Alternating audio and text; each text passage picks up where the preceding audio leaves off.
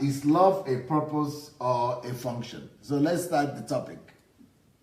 All problems in the world is a love problem. So if all problem in the world is a love problem, and love is either a purpose or a function, or both a purpose and a function, if that is the case, and all problems in the world is a love problem, it means that without love, there is no purpose. And without love, we cannot function. Mm-hmm. So if all problems in the world is a love problem, and love is either a purpose or a function, and love is maybe both a purpose and a function, and all problems in the world is a love problem, which will mean that without love, there will be no purpose. Without love, there is no purpose. Without love, there is no purpose. Remember that. So no matter what purpose you say you have, a lot of us feel we have one purpose or the other, but that purpose, no matter what the purpose that you have embraced, or no matter what the purpose you believe that God has called you to do or to fulfill on the earth, that purpose can never be fulfilled, and you will never be satisfactory with that purpose or satisfied with that purpose without love. So your very purpose, any purpose that you have been called to fulfill on earth, could only be fulfilled when that purpose is based on love, on the basis of love. So if love is the platform of your purpose or for your purpose, then you can attain your purpose, you can reach your purpose, you can fulfill purpose. But if you just want to fulfill purpose without love, you will fail in your purpose. Which means that every purpose will suffer a fiasco if it does not make love its foundation and its foundation and fundamental part of itself. So let's say, for example, I say my purpose is a pastor, to be a pastor. So I say, I believe that my calling or my purpose is to pastor, is to be a pastor. But I went and built a big edifice, 3 kilometers by 3 kilometers, let's say, or maybe less, and I'm, gathering crowd and I'm doing all that. But right in the community where I am, where my church is located or situated, or right across the street, people are hungry, and I don't even notice them.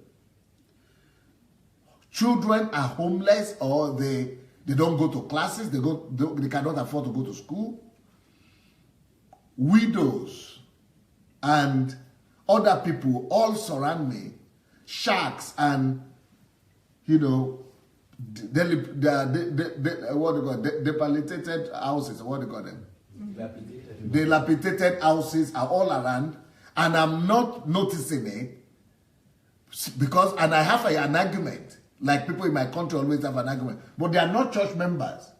If they want help, let them come to let them become Christians now, or let them become church members. If they cannot eat, but they know we are here now, let them come and beg for food or ask for food, then we can give them. But the fact that they are in the environment is not enough for me to know that love, I must be driven by love to go and attend to them even without them asking.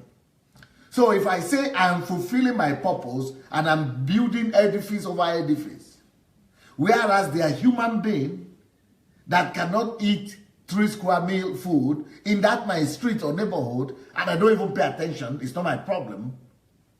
And people all around me are, in one difficulty or the other, and I said I'm fulfilling purpose, but in that purpose there is no place for love.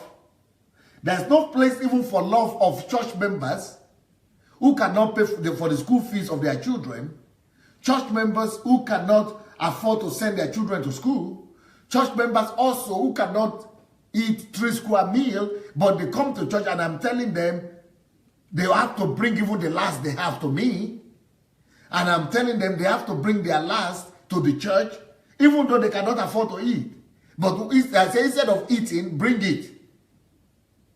So, and I'm saying that I have a ministry.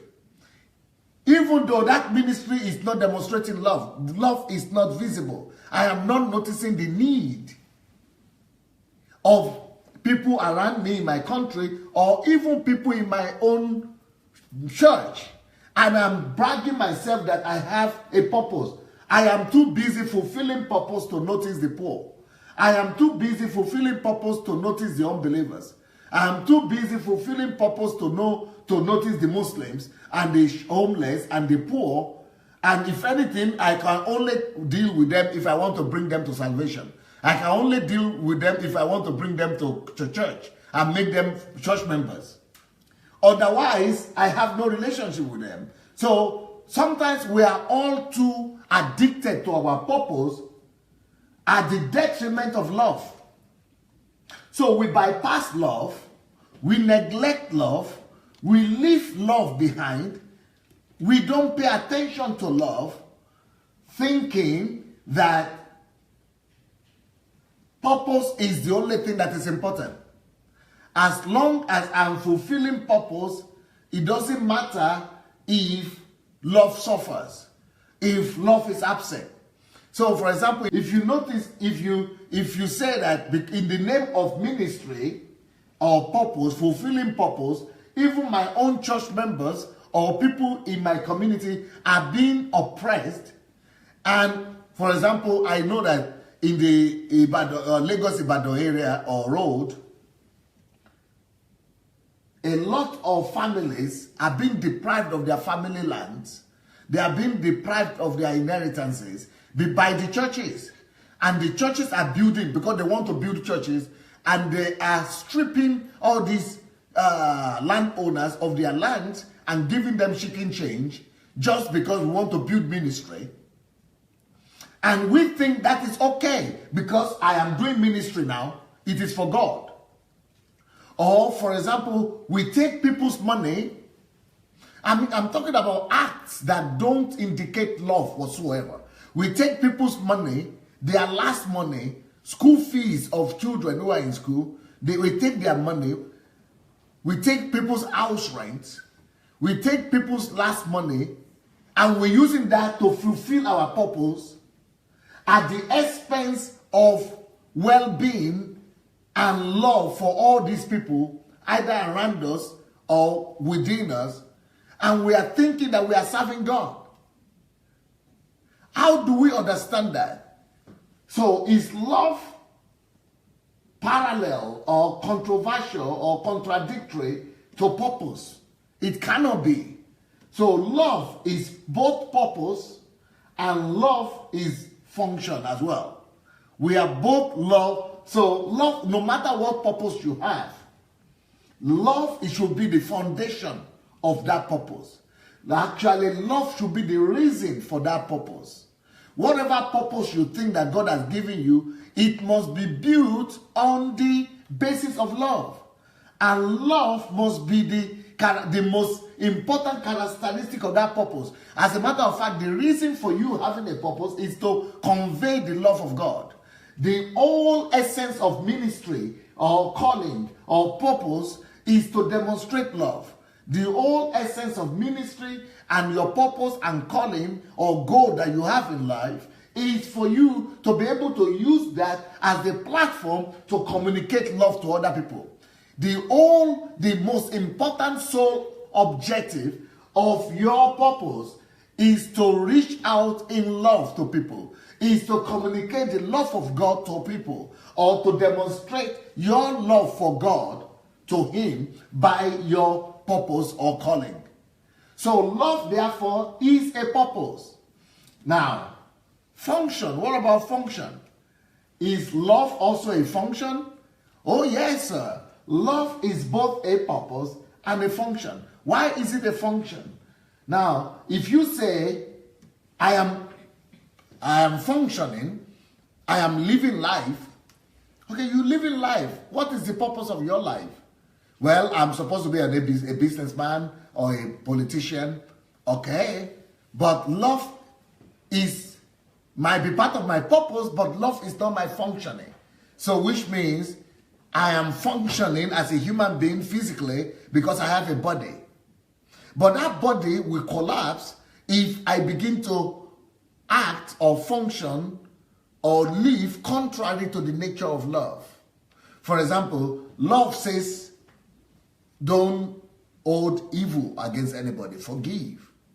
And I'm functioning. I said, no, I'm going to work, I'm walking, I'm reading, we're eating, my body is okay, I'm working out, I'm fine.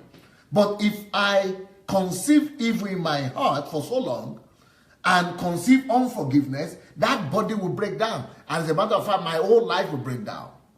Because as a result of the unforgiveness and anger that I conceive inside, I will begin to have depression because I'm going to be remembering the evil that is done against me, which is not love. And the more I remember the evil, the more anger swells up in me. And the more I have anger, that is a negative energy. That negative energy begins to, what do you call it?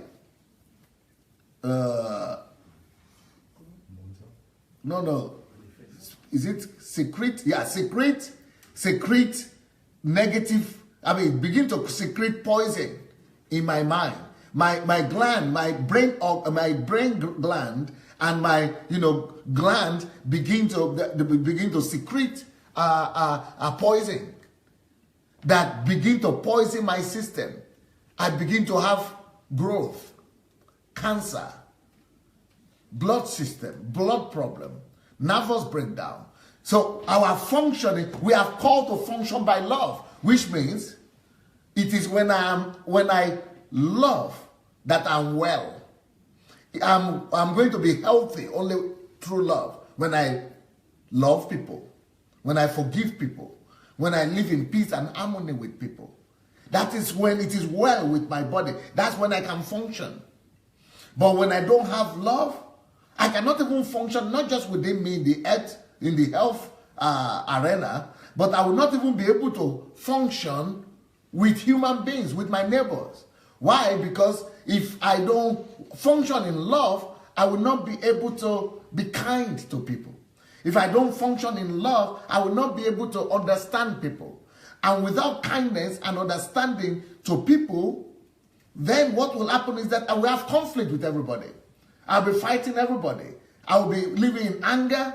I will be fighting everybody else. And if I fight with everybody else, I will not have relationship with people. And loneliness will kill me.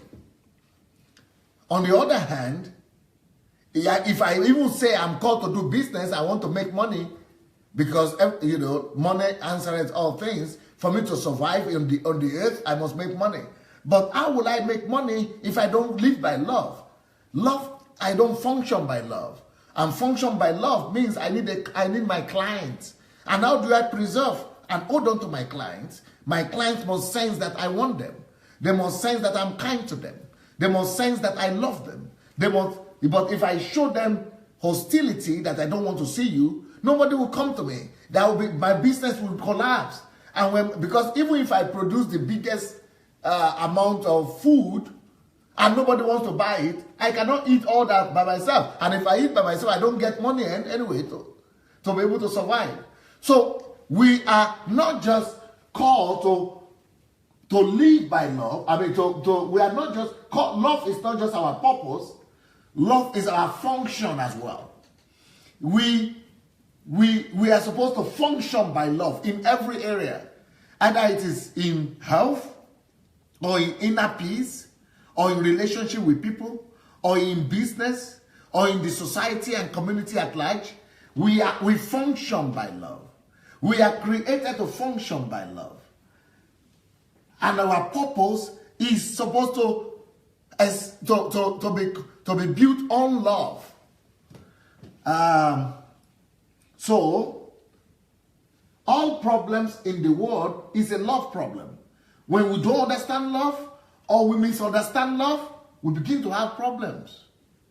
Either loving yourself too much, not loving others as yourself, or loving others too much, or a misdirected love that is loving the wrong things, loving self and other things instead of loving God and others.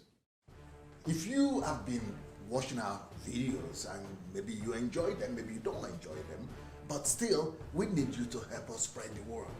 And for that to happen, we only need you to take 5 little steps. Please help us spread this word by liking the video.